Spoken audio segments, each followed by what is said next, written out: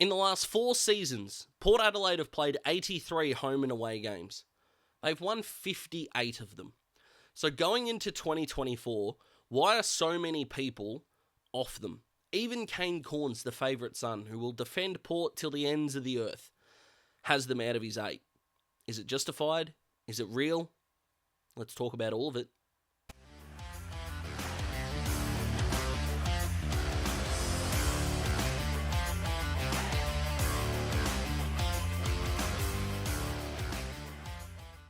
Now, you'll notice that I didn't put me in sort of the, not anti-Port Adelaide crowd, but kind of the off-Port Adelaide crowd, if you will. Not totally buying into Port Adelaide for this season, and they were one of the clubs that I did put in one of the teams that I expect to fall down the ladder in 2024. Now, before you want to call out any kind of intellectual hypocrisy when I point out the positives towards Port Adelaide, to which there are a lot, and that is just undeniable, I still think Port Adelaide are playing finals. And by the end of the recording of this video, I think they're going to play finals. And whether they make my 8 after the community series, Daz, you can't take too much away from it. I know. Match sims, which is why I haven't done a video on them, don't mean shit. I still think there's a little bit more. There are still things with structures, player positions, etc., that we can take out of the community series, which is why I'll do a video reacting to those.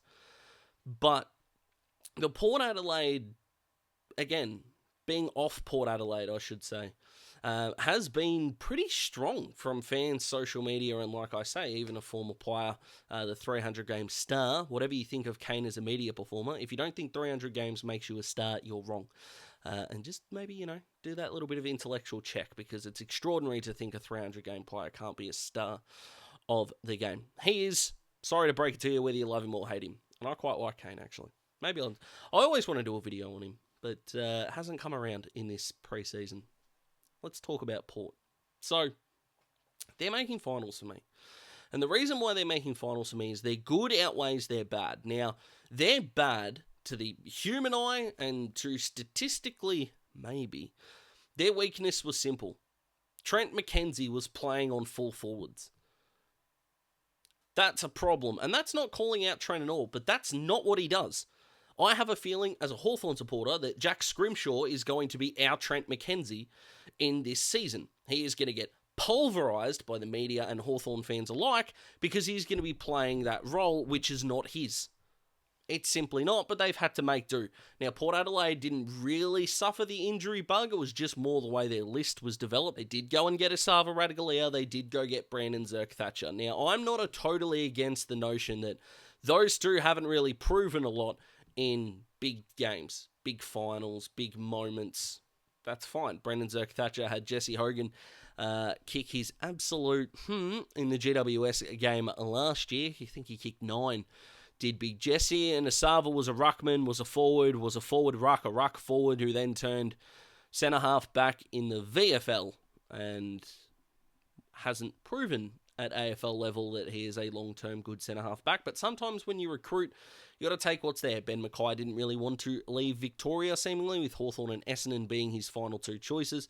He ended up going with the Bombers. So, they made do with what they had. So that's a tick. Some other things that people aren't really liking about Port Adelaide recently is the coach. Well, Ken Hinkley signed a 2-year deal. How long has he got? No one really knows. And there was a lot of frustration around someone like a Nathan Buckley from Collingwood fans in the pre-Craig McRae era that wanted Bucks gone, that maybe stuck around too long after that 2018 grand final where Collingwood just kept falling and falling and falling and falling. Craig McRae takes it over, rejuvenated list. We've seen what happens in the 2 years. From there, would someone be able to do that with Port's list in 2 years? Who knows? But there are some concerns with Port, but I want to talk about the good stuff. Because like I said in my St Kilda video, how far can the Saints go in 2024? When I look at stats, especially from such a large sample size in, obviously the season last year, I don't really care what you're good at. What you're good at. I don't really care what you're bad at. I do care a little. But I'm more interested to know, what can you do more than the opposition? And that's called differential. And that, to me, is the big thing. If you're a really good contested ball team, you are the number 1 or 2 ranked contested ball team in the comp. Yippity-doo-dah.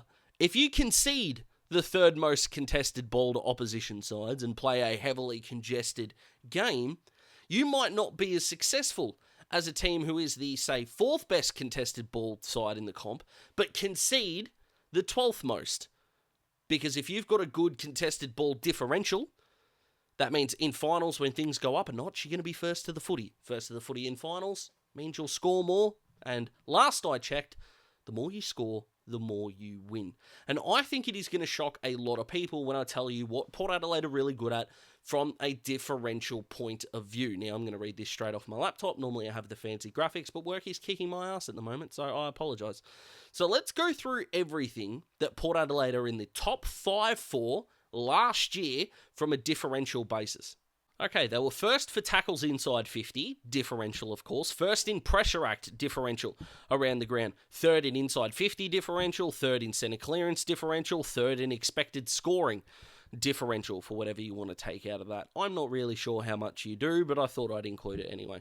Fourth in scoring launch differential. Fourth in tackles. Fifth in inside 50 marks. And we're going to touch on a bit of a problem they might have in that area a little bit later on. And that was without Mitch Georgiades, by the way, last year.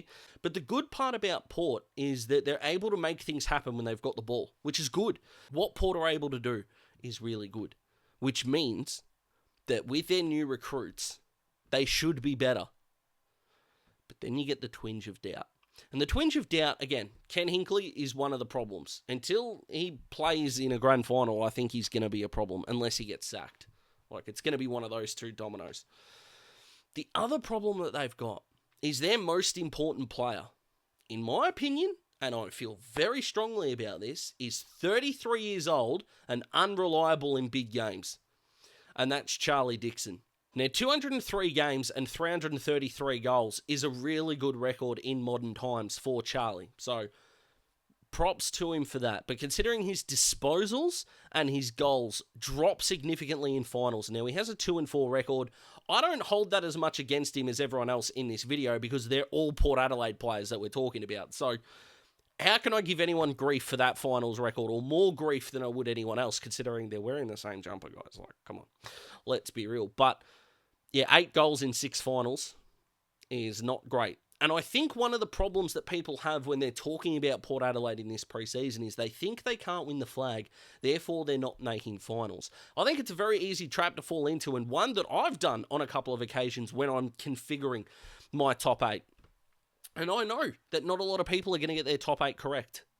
It rarely ever happens.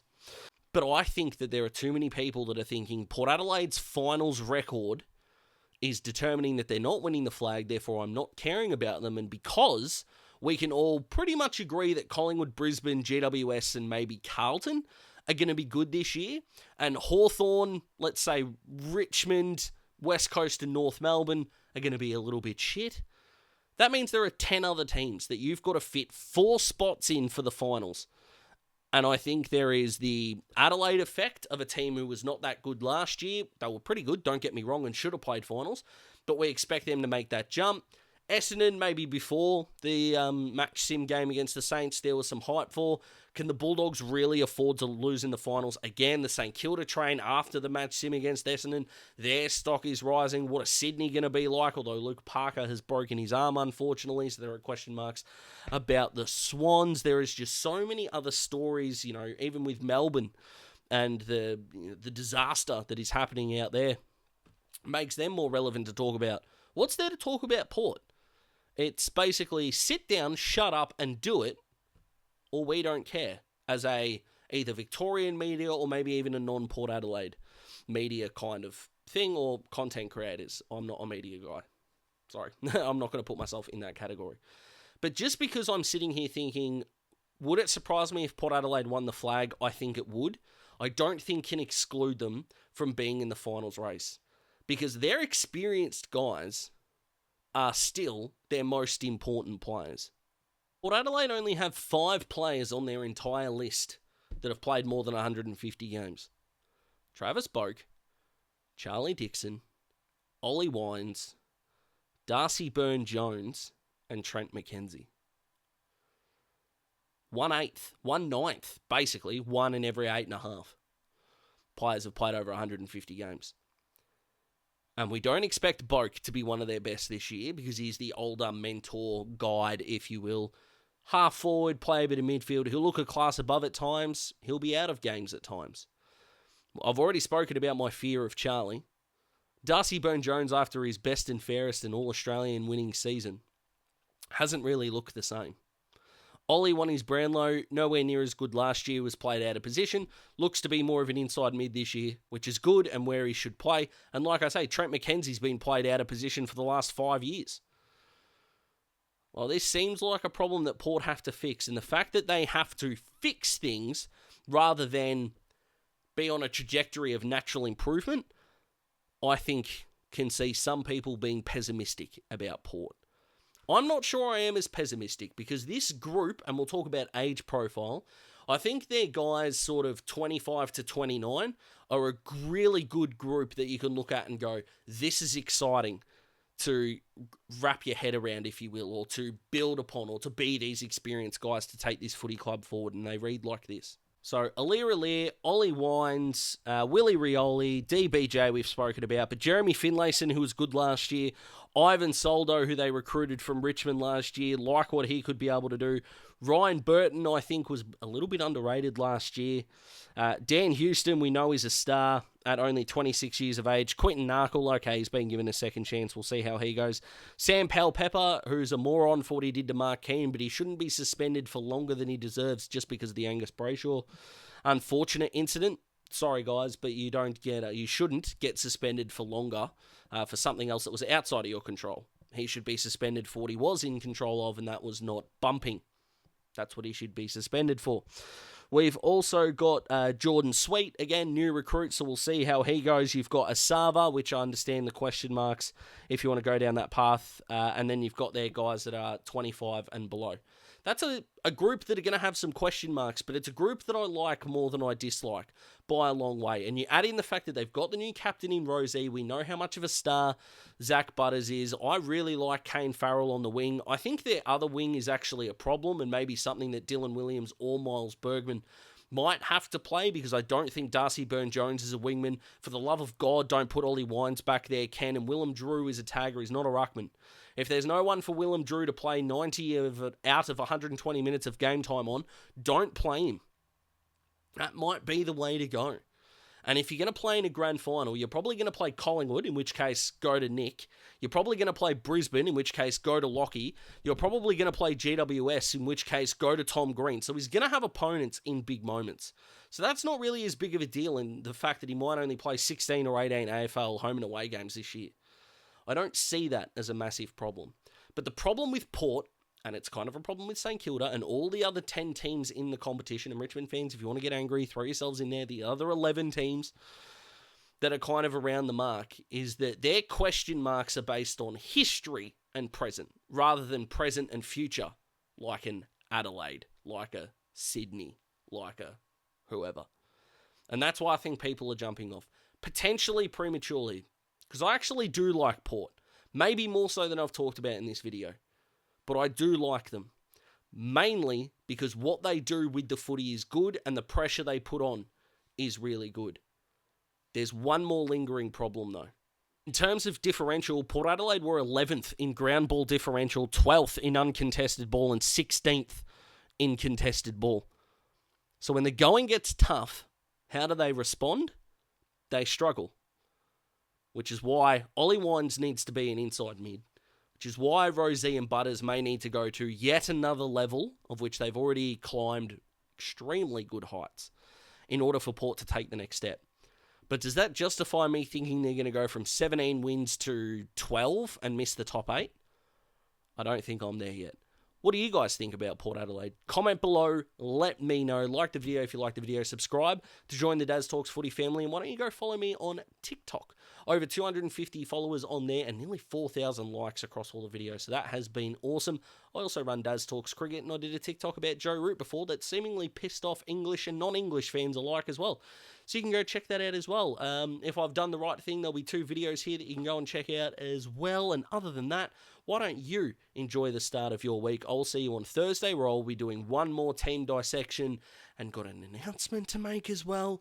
big things happening. Stay safe, legends. Let me know how you think Port Adelaide will go. And above all, stay safe, be well, and I'll see you soon.